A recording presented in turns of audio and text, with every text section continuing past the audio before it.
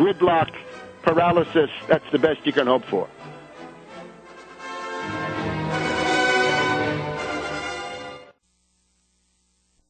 America's #1 source for independent talk radio for over a decade. We are the GCN Radio Network. Welcome back to World Crisis Radio. Webster, Tarpley here in Washington, D.C. Now let's look ahead a little bit.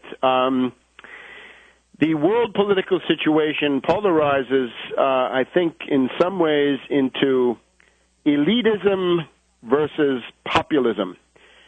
Elitism, represented by central bankers, finance oligarchs, Wall Street, the City of London, various Eurogorks, Eurocrats, third world oligarchs, and so forth. And then populism, which is this notion that the entire institutions and economy of the world cannot be exclusively dedicated to the aggrandizement of 1% or 0.5%, but to some broader notion, in particular the maintenance of a middle class.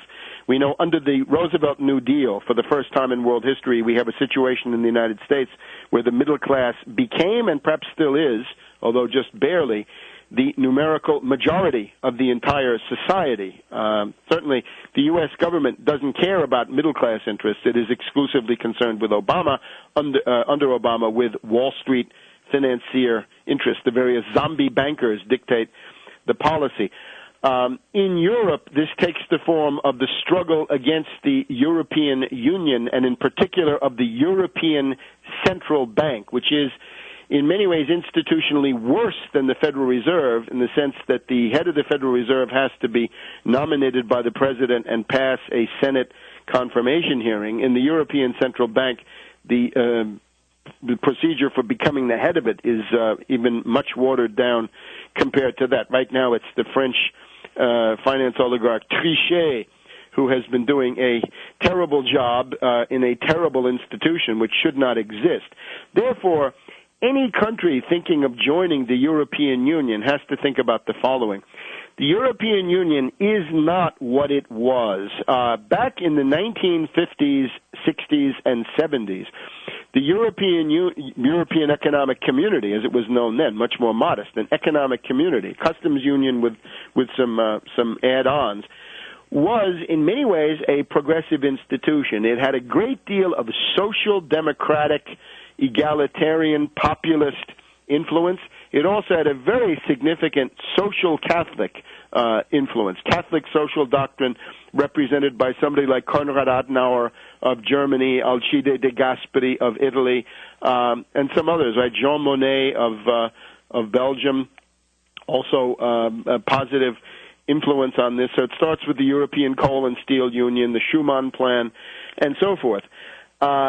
The problem is that you could see it even into the 1980s. There were, in the 70s and 80s, there were clashes between somebody like Margaret Thatcher, who, of course, was a carrier of Austrian financial doctrine and Chicago boy financial doctrine. She would get into fights with the European economic community over something like, should there be a minimum wage in Britain? And she said, no, minimum wage is communism. And the European Commission in Brussels said, no, you've got to have minimum labor standards. So the problem with this, that all belongs to the past. At about 1990, at the time of the Maastricht Treaty, the European single market, and then increasingly with the expansion into Eastern Europe, you've got now a monetarist and neoliberal stress, really Chicago boy and Austrian domination of the European Union, which is associated with people like Barroso, who seems to be basically a recycled Portuguese fascist who is trying to get himself a new term as the head of the European Commission, and this Solana, who went from being the NATO Secretary General to being the European Union foreign policy guy. These are all extremely dubious reactionary political figures, whatever party label they bear. Now, there was, on the 3rd or 4th of September in Berlin, a demonstration of about 1,000 people against the Lisbon Treaty. What is the Lisbon Treaty? Well, the idea of imposing a permanent oligarchical order on Europe, was embodied, first of all, in a proposal for a European constitution, which was submitted in 2005 to some referenda. There were votes on this. And in France, it went down to defeat. I was in France just before this occurred. The French voted against it. I was also in the Netherlands before it happened, and Netherlands voted against it. So when the populations of Europe are given a chance on whether they want to vote on this Eurogarchical, Eurocratic regime of top-down domination by finance oligarchs and their political shills, they generally vote against it. So after the shock of the referenda in 2005, the Eurogarchs came back and said, well, we won't make it a constitution. We're going to make it a treaty, and we'll have it signed, therefore it can simply be ratified. We won't need to have these referenda. Ireland, thank goodness, insisted on having a vote on it, and the European Lisbon Treaty, as it's called now, the same idea, but this time as a treaty, was then rejected by the voters of Ireland last summer. So we've just had this 1,000-person demonstration, which at least was a beginning, in Berlin. This is organized by Jürgen Elsässer and his group Volksinitiative, with also Christoph Herstel, expert on Afghanistan, being one of the main speakers. And you can find all that at Volksinitiative.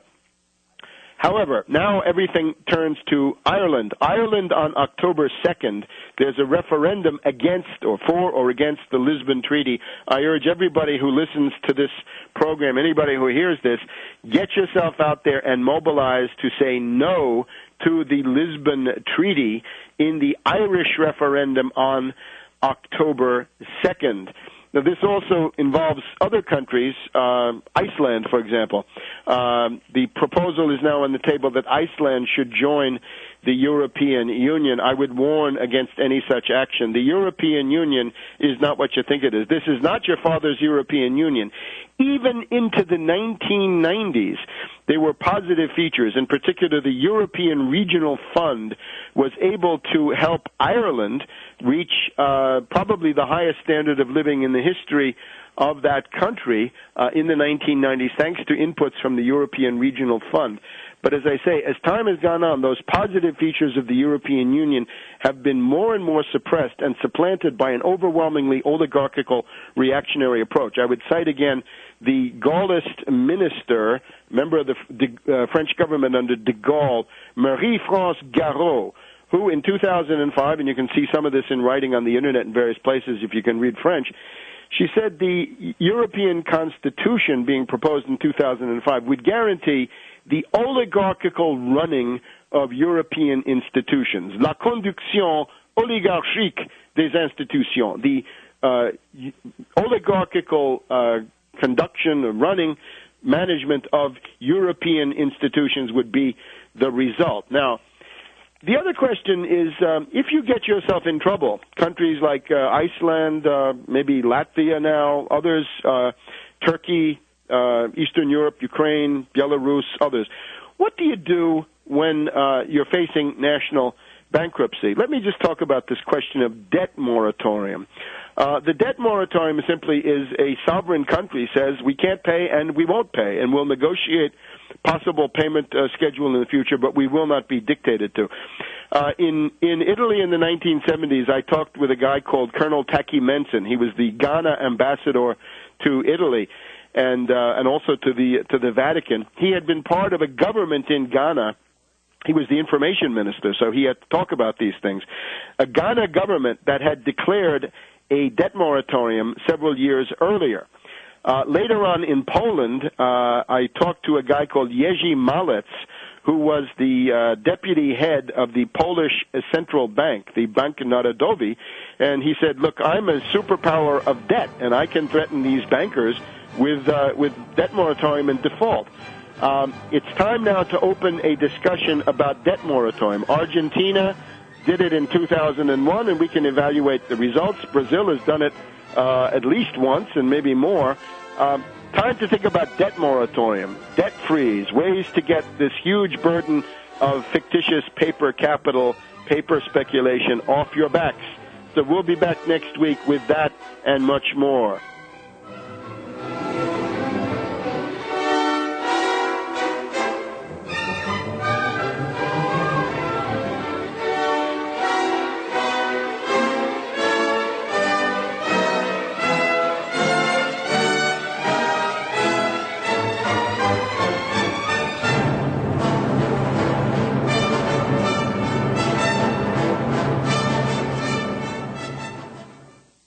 It's no secret that Genesis Communications Network depends on listeners like you. Now you can do even more to hear Genesis shows in your area. Simply call your local radio stations and tell them about your favorite GCN programs. It's easy. Log on to gcnlive.com or call us toll-free 877-807-4048. Make a difference. Call your local stations and contact us through affiliate relations at gcnlive.com or call 877-807-4048. Call today. We the people grow cotton, weave fabric, engrave ink, embed strips and fibers to protect from counterfeit and carting to a private bank, having it lent back at interest.